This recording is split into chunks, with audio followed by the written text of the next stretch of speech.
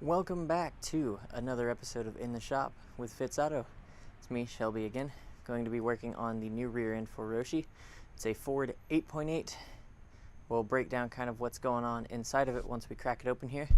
I'm going to do a step-by-step guide of how to completely disassemble it, get it ready for cutting and welding to put in the 8.6, which is in the other side of the garage here.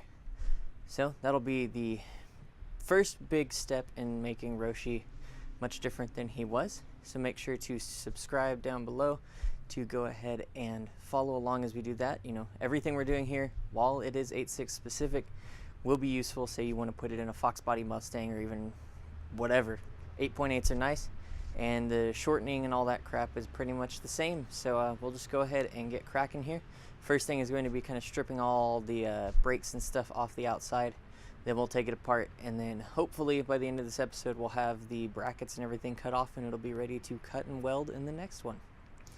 So tune in, lay back, and watch me have a maybe good time. So in this part, it's just me taking off the stock Explorer brake lines.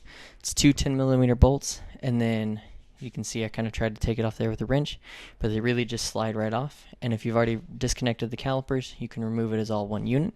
Gives you a good idea of what the stock length was, so when you go to make the new ones, you know you just need to subtract roughly 3 inches from that to make it work on the new axle. Alright, so we got step one complete, was to go ahead and pull the brake calipers off and the hard line that connected them.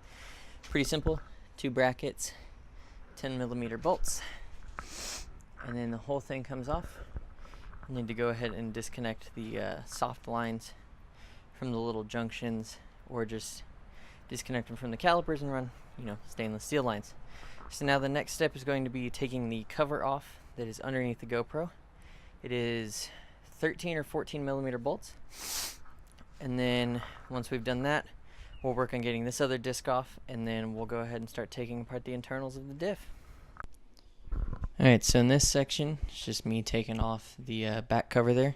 It's a couple of, I want to say it's 13mm bolts. I may say it in the next part, but it's pretty simple. Just take them off, get them finger tight, undo them like I'm doing here, and then pop it off and take a good look at what will be your new, shiny, nearly indestructible diff.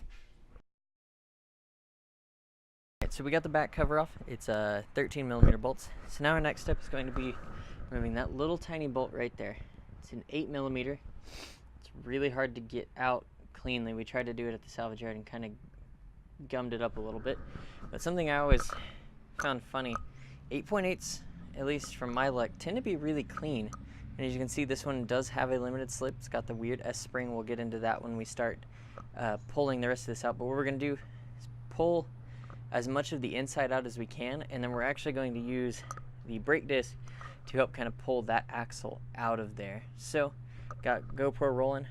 We're just going to go ahead and continue moving through here, hopefully get this all pulled out today. So this part is honestly what was the most difficult part of this first step of disassembly. That little pin bolt that holds in that giant pin is a giant pain to remove. For some reason, most people tend to Loctite these down really, really tight. As you can see, I've even got leverage on it. I ended up just stripping it super bad, kept working on it. I think all told, I spent a good 2 hours trying to futz with it this way. It was just a lot of trying any method I could think of without resorting to what I eventually resorted to, which I believe comes up in the next clip here. I stepped away here trying to find, anything in the garage that would work, a torch, etc., something to give heat, something to get a little more leverage. I'm one of those people, once I get started on something, I don't want to do it the easy way or what would be the hard way, but we'll get it done. But as you'll see here in a minute, I explain kind of what I did. It involved a welder and a blowtorch. That's all I'll say about that. Alright, so the bolt that you saw me struggling with on the GoPro footage that holds the cross pin in finally came out. We had to sacrifice the socket, weld it on there, and then go buy a torch and heat it up to get it out. So, fair warning for anybody doing an 8.8, that is going to be a giant pain in the butt, and be prepared to do what I did.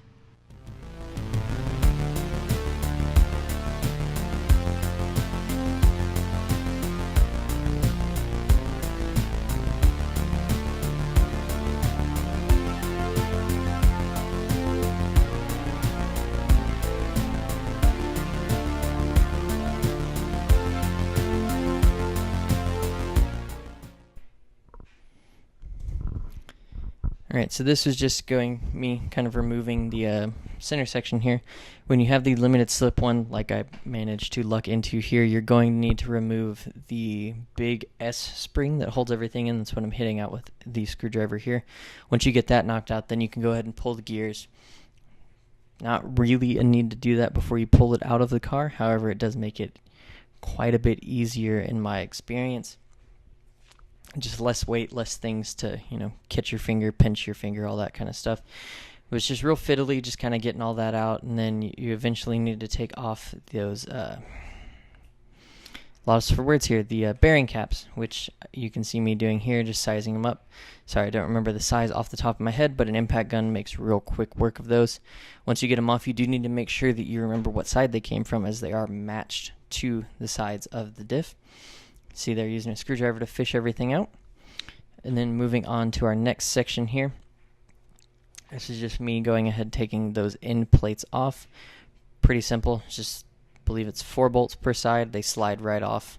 And it's the whole e-brake and brake caliper mount assembly in one piece. Alright, so here we are, day 2. Let the axle drain out for like a week now. Going to pull out the center section, then get those brackets cut off. So, got the GoPro going. Going to try a few tricks here. The bearings are pretty tight, but we'll go ahead and get that out and then see where we can get as far as stripping this thing down.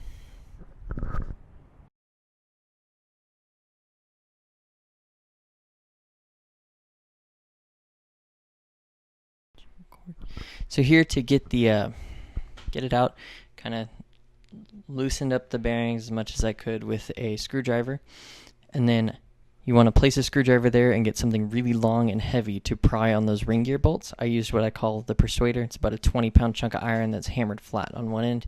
That'll let you pull it out, and then it's a lot more manageable to move this whole assembly around for cutting, and everything drops, about 15 pounds out of it. So here, went ahead and started cutting, and I'll just let you enjoy the good music, and then I'll close it out here in a little bit.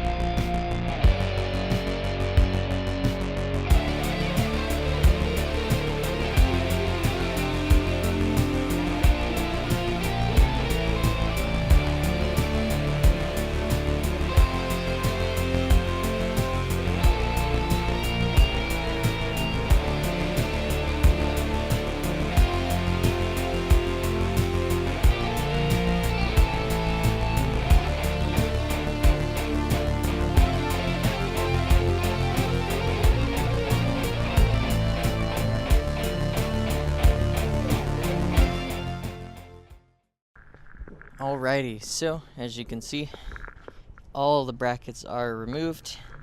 The center section of the diff is disassembled. Axles are off. Brake assemblies are over there. There's the brackets. Those are actually going to be used as welding practice. But the next step, let me step back here so you can see. You can see that the driver's side, being that side, is, it's a little bit longer. The exact amount is 2 7/8 of an inches. So that's how much we'll be cutting out. Go ahead and show you. We'll probably be cutting it out in between those two brackets there. But that'll be in the next episode. This episode's all wrapped up here. So, as always, remember to like, comment, and subscribe. And especially in this case, subscribe so you can see us finish up that 8.8 and put it in the 8.6.